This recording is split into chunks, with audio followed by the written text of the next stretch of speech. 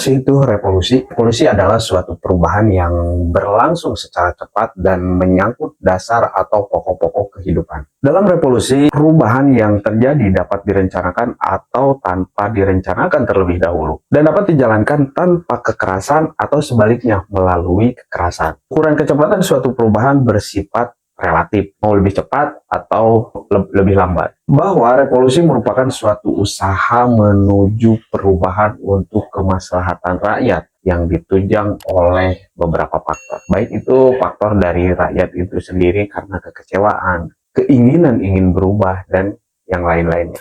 Ya, intinya revolusi adalah sebuah proses perubahan. Contohnya seperti revolusi Rusia pada tahun 1917 yang melawan kediktatoran monarki dengan komunis yang dipelopori oleh Lenin. Dan juga revolusi industri, kemudian revolusi Prancis. Nah, ini yang kita akan bahas kali ini.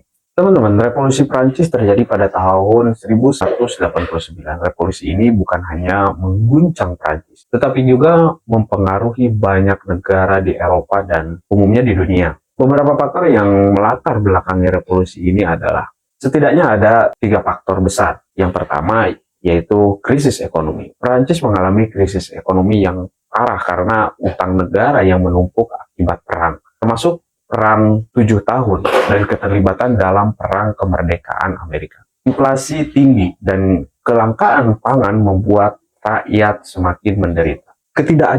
Ketidakadilan sosial. Struktur sosial Prancis saat itu sangat tidak adil. Masyarakat terbagi menjadi 3 golongan. Kaum bangsawan, kaum rohaniwan, dan rakyat biasa. Golongan pertama dan kedua memiliki hak yang istimewa, sementara rakyat biasa menanggung beban pajak yang berat. Kemudian pemerintahan yang lemah. Raja Louis kenal sebagai pemimpin yang lemah dan tidak tegas. Kebijakan-kebijakannya sering tidak efektif, dan keputusannya untuk mengambil rapat Estates General membuka jalan bagi perubahan yang sangat drastis. Peran kelompok sosial. Sekarang kita bahas peran kelompok sosial dalam memicu dan mengerahkan jalannya revolusi Prancis. Kaum bangsawan, mereka awalnya menolak reformasi pajak yang diusulkan raja karena merasa hak-hak istimewa mereka terancam. Kaum borjuis, kelas menengah, mereka adalah pendorong utama revolusi. Kelompok ini terdiri dari pedagang, pengacara, dan intelektual yang menginginkan perubahan politik dan ekonomi saat itu. Rakyat biasa, mereka adalah kekuatan massa yang paling besar. Kelaparan,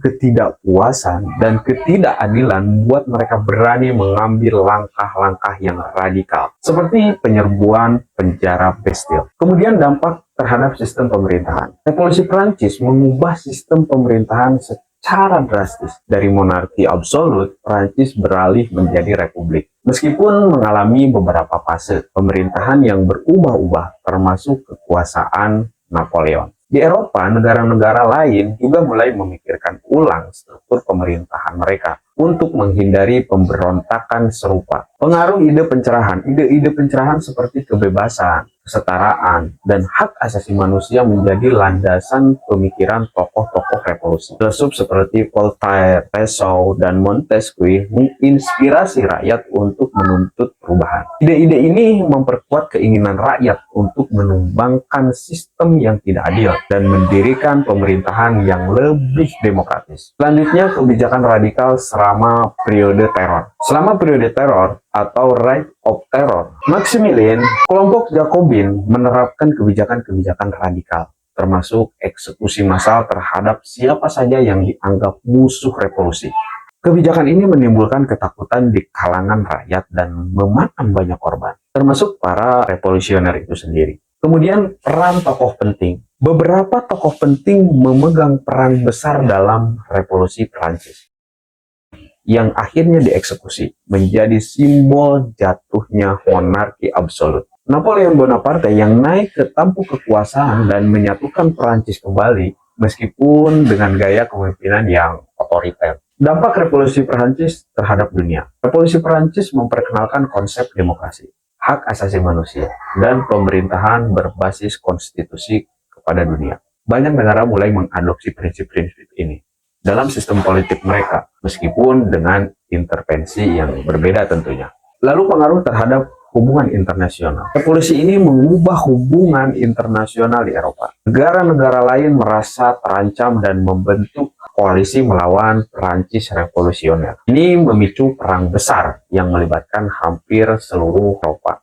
Kemudian perubahan sistem hukum dan hak sipil. Setelah revolusi, Prancis memperkenalkan sistem hukum yang lebih adil, seperti penghapusan hak istimewa kaum bangsawan dan pembentukan hukum sipil yang setara untuk semua warga negara. Ini menjadi cikal bakal sistem hukum modern yang kita kenal saat ini.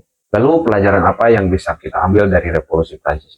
Apa yang bisa kita pelajari dari revolusi Prancis? Revolusi ini mengajarkan kita bahwa perubahan sosial dan politik yang sering kali membutuhkan pengorbanan besar. Namun, juga penting untuk menjaga keseimbangan antara perubahan yang diinginkan dan stabilitas yang diperlukan agar masyarakat tetap harmonis. Itulah pembahasan lengkap tentang revolusi Prancis dan dampaknya. Revolusi ini mengubah wajah dunia dan menjadi inspirasi bagi banyak pergerakan lain. Jika teman-teman suka video ini, jangan lupa like, komen, dan subscribe untuk konten menarik lainnya. Sampai jumpa di video selanjutnya. Terima kasih.